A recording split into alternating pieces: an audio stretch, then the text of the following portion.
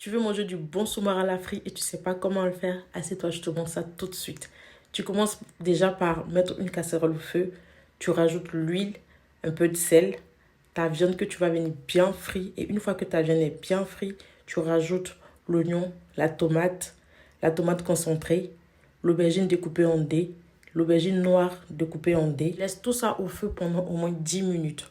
Ensuite, tu vas venir rajouter l'élément principal de la sauce qui est le soumara. Moi, mon soumara, c'est ma mère qui me l'a envoyé. Elle a commencé par d'abord griller les grains. Ensuite, elle a écrasé pour obtenir cette poudre-là. Mais c'est ma maman d'amour. Tout de suite après, je vais rajouter de l'eau. Je laisse encore cuire pendant 10 minutes. Je vais venir rajouter mon piment, mes épices. Voici les épices que moi, j'utilise pour ma sauce. Après, si vous ne connaissez pas, vous capturez et je ne sais pas si on peut en trouver en France. Moi, j'ai ramené ça de la Côte d'Ivoire. Tu rajoutes aussi la poudre de crevettes et tes différents cubes. C'est vraiment au choix. À la fin, tu mets le gombo et tu laisses ta sauce au feu pendant au moins 15 minutes. Une fois les 15 minutes passées, tu peux maintenant commencer à préparer ton riz.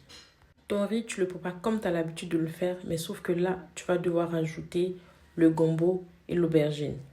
Pendant que ton riz est au feu, tu vas venir préparer une petite poudre que tu devras rajouter à ton riz. Donc la poudre elle sera composée de crevettes, de sous-marins en grains, de piment. C'est pour les personnes qui mangent le piment. Une fois que tu as fini de bien écraser tout ça, tu vas venir, et que ton riz est prêt bien sûr, tu vas venir faire un petit trou dans le riz. Tu rajoutes ta poudre au milieu, tu refermes et tu laisses cuire tout ça pendant maximum 5 minutes. Après les 5 minutes, tu vas venir faire un bon mélange de ton riz avec la poudre. Et là, maintenant, tu peux commencer à servir ton plat.